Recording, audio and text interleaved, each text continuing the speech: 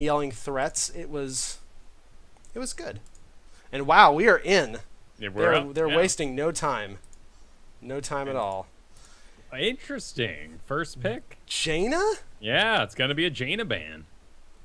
Kyle, I don't know what to make of this. My world is crumbling around me. We have to assume that Power Raynors knows something about Huckin Spears. Yeah. And they want to get rid of that Jaina player. If there is a dedicated player on the enemy team and you know that, it's just going to completely mess them up. Though Huckin Spears going into this would have to know that information was available.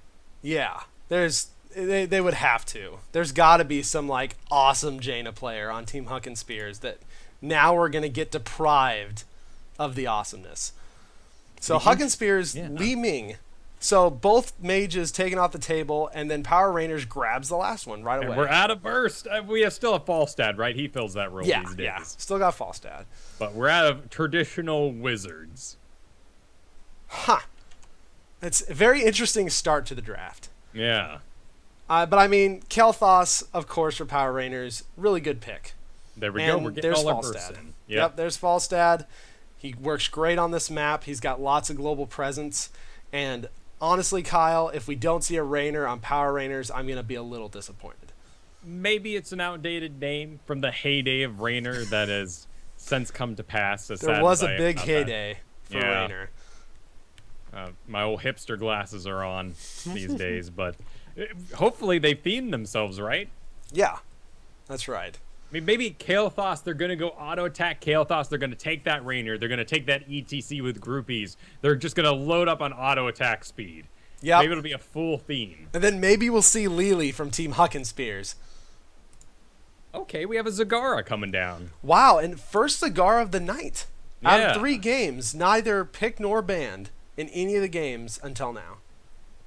So we have our lanes getting together now. Let's see what they do to support the Kel'Thas. No real information out of a Falstad and Zagara, and it's going to be that ETC. It is. Okay. So that's okay. So I like this. Usually it's a little risky to pick an ETC this early, but when you can combo it with the Uther, you have that guaranteed Divine Shield mosh pit to keep the ETC safe from getting interrupted. So that's actually I like that combo pick right there. You really need a cleanse on your team when you're dealing with that power there. You're not going to be able to maw it out. You're not going to be able to Falstad it out. They're going to go and get rid of Thrall, which would have been a good laner for Power Raynors. Now, that's probably a pretty decent ban on the part of Huckin Spears. They don't want to give that lane power. We still have Zool in play, so that's always a possibility. But Huckin Spears will get a pick first. Johanna goes out. Yeah. That makes sense. That covers that same sort of cleanse area I was just talking about. But Muradin's still on the table. That is true. What did they take here? Their current build doesn't really suggest any particular support or tank. No. They can go any way they want. I like it. They've left it open, though.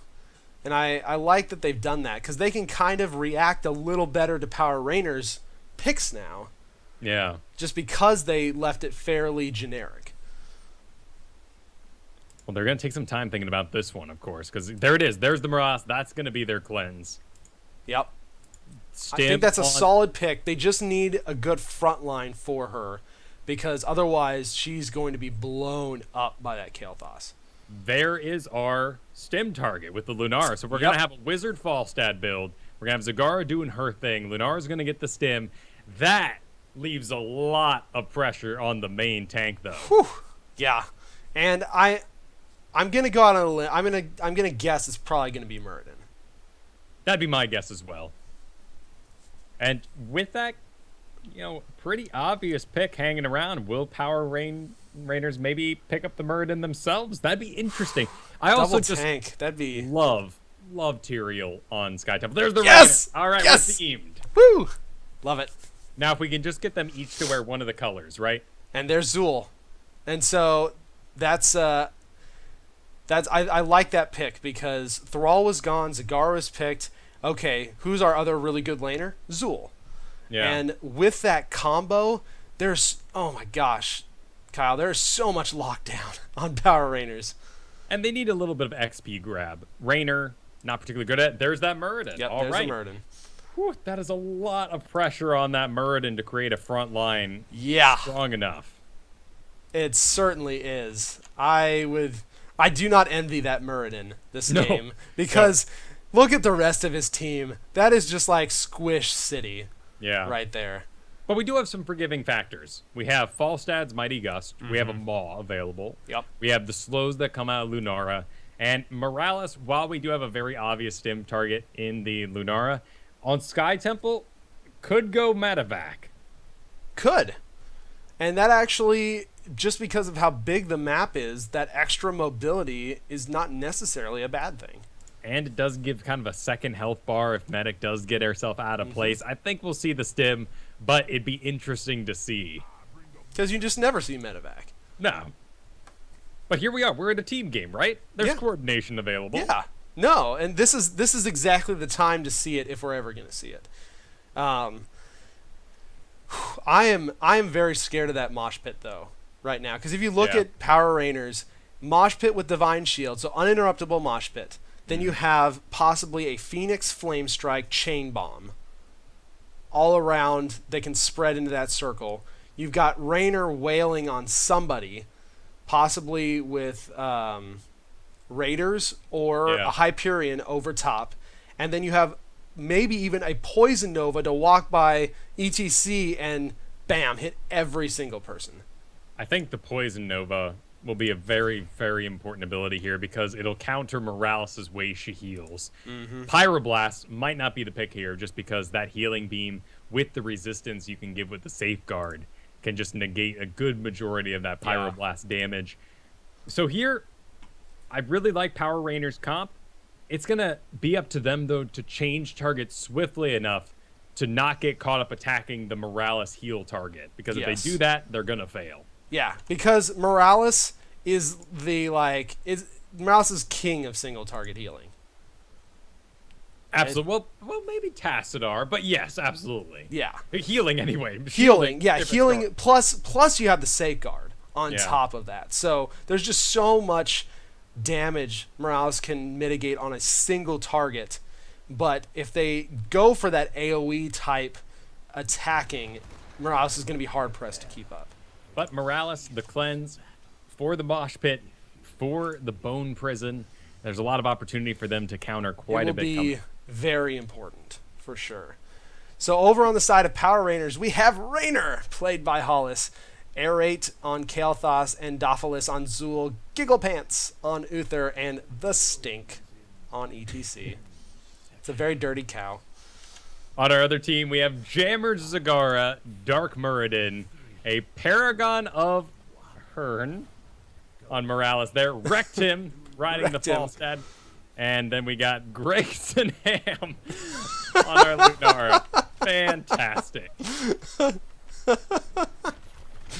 Oh, gosh, that's amazing. I didn't even see that, but that's fantastic.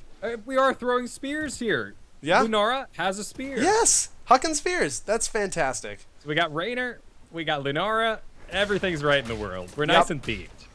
Yeah, this is good. At least the teams are sticking to the theme, right? Both teams really just kind of content to soak right now. Uther's kind of positioned. There's not really much of a gank target with 3 people in the middle. Muradin's actually going to come around and spot out Uther there. Well, and Power Raynors really wanted to make a gank happen, but look at what Zagara did. She went straight on the field, 3 creep tumors in 3 exact places to counter anything coming her way. Yep. And honestly, ETC can technically get rid of it a little bit. Uther can get rid of it, but they have to waste some bigger cooldowns to do it.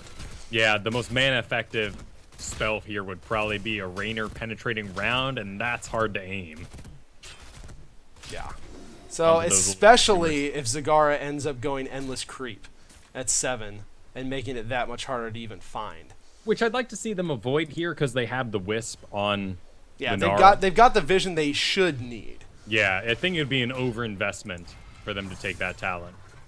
So it looks like Zagara and Zool both gonna stay bottom. Zool having to pop his shield actually to get away, and it looks like both teams are gonna be again content to split the top and the bottom.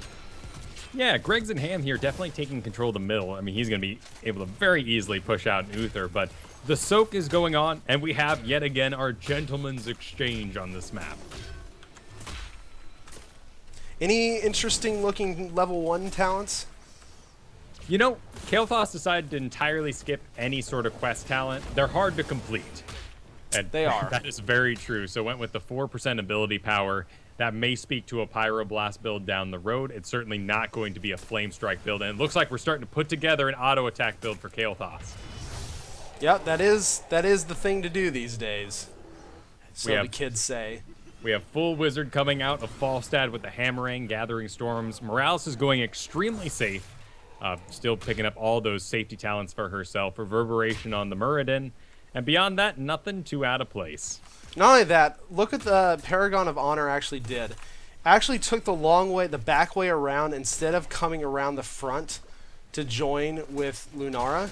And that's just a really safe play because he couldn't see half the enemy team.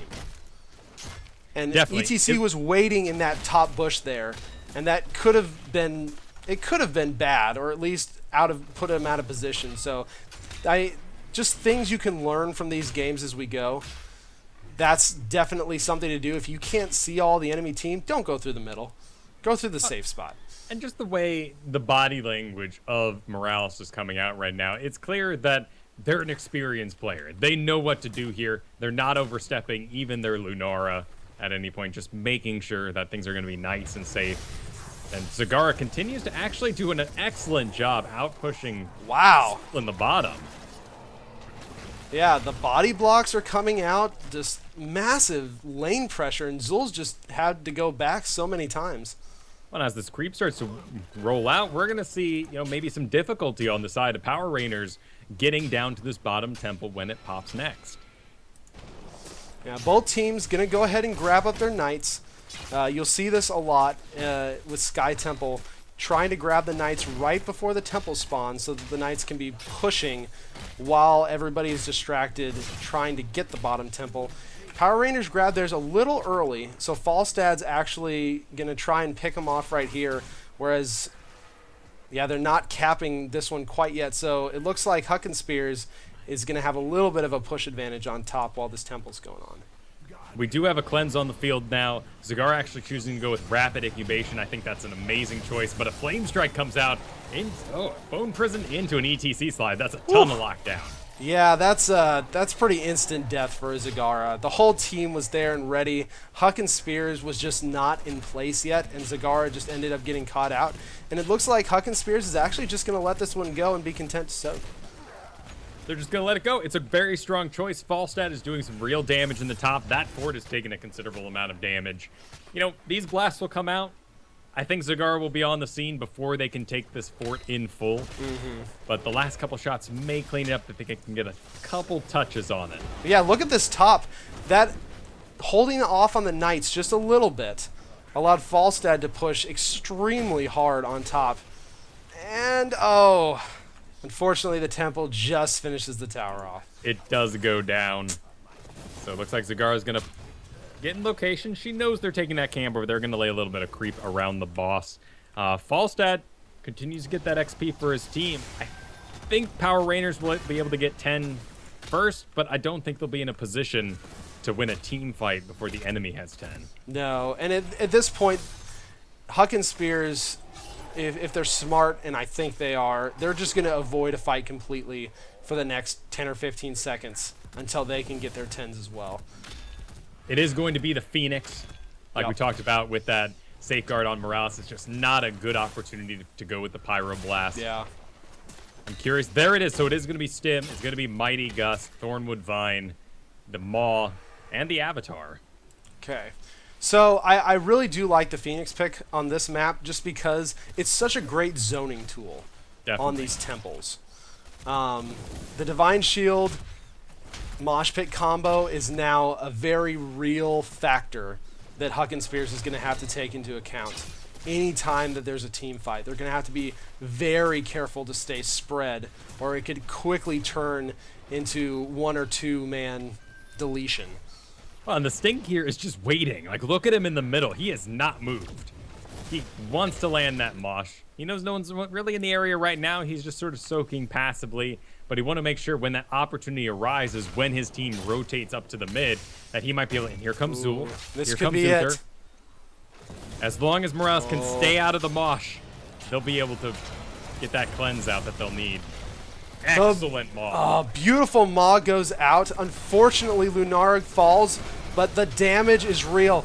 Poison Nova is out. There's so much damage on Falstad. He's going to fall, and the dancing has started. Both Morales and Falstad caught up in the dulcet tunes, and they will fall as well. Sadly, Morales getting a little misclicky there, end up walking inside the mosh once it was already going. Yeah. We all do it from time to time. We do. And this is very unfortunate timing for Team Huckin Spears. Yeah. Because the temples just spawned. And so it speaks to the ridiculous patience of the ETC. No, the Stink waited perfectly, and he didn't even use his mosh pit right away when the Lunara came out. He knew he had a Zool there. They threw the Bone Prison on. They were able to kill him, and then he used it after they had already killed one member of Huckin Spears.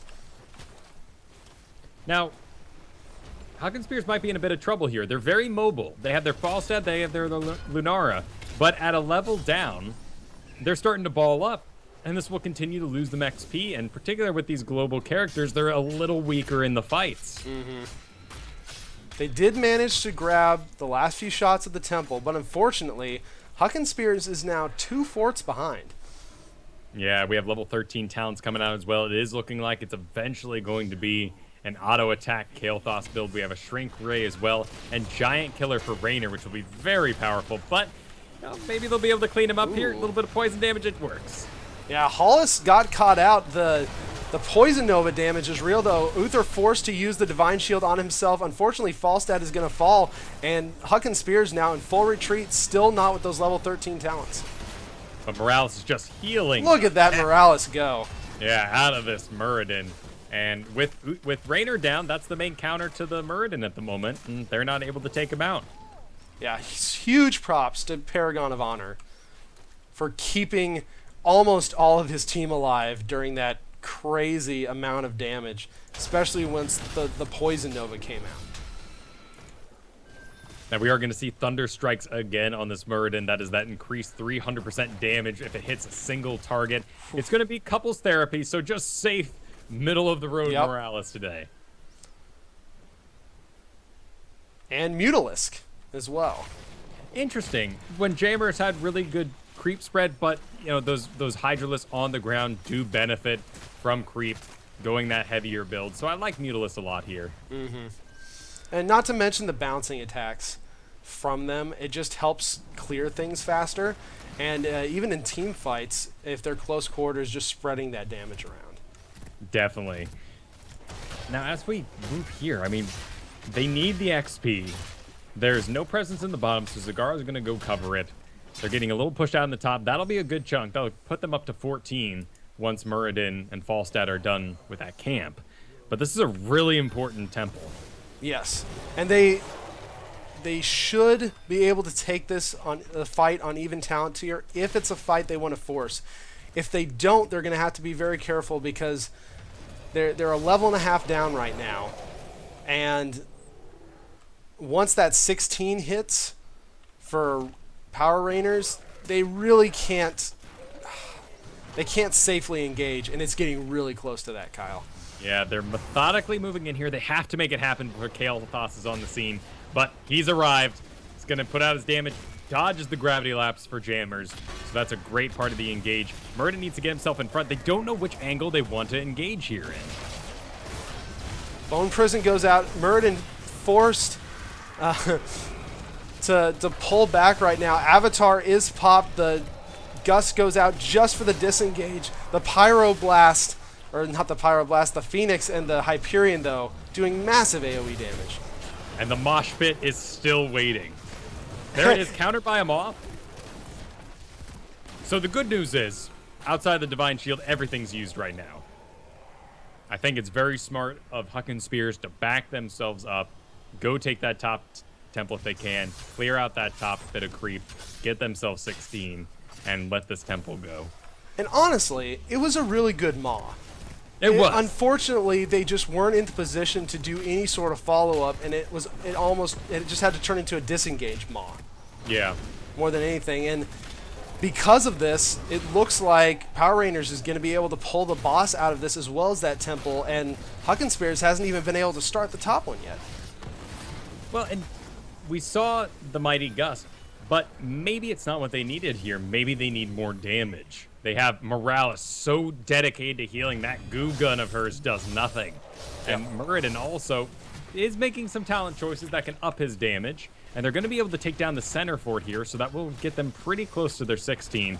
But Power Raynors is moving in, and, well, Mosh is still on cooldown, but we have the Phoenix and the Divine Shield. The big problem here is that Power Raynors has the complete advantage. They know they can push Huckin Spears off the fort, because otherwise this boss is just going to go in and start doing actual core damage, and that's not something they want at 13 minutes in the game. Now, Lunara did end up taking Nature's Culling, so I would be very surprised if this does any real core damage. Look at that poison damage just burn through the boss. Oh, yeah, that's the power of Lunara, right? This is one of her, or this is really her big power spike right here at 16. We'll see what they decide to go. They're here. waiting. They know they're right there. And this is smart. Dork went in first. As the Muradin, that is definitely the smartest play. Yep, He needs to be the one to face check. He already had the creep there, so he's good to go around the side, but Mosh Pit is on cooldown. That's an excellent Maw. I hope they can capitalize on it. The stim is out on Lunar. Actually, that was a great Thornwood Vine. The Maw does land, but everyone's pretty damaged. Raynor goes down. Muradin goes down for Huckin Spears. Lunar goes down as well, and that's the cleanup. Honestly, ETC was ready. As soon as that Maw popped, he power slid into 3 people and mosh pitted.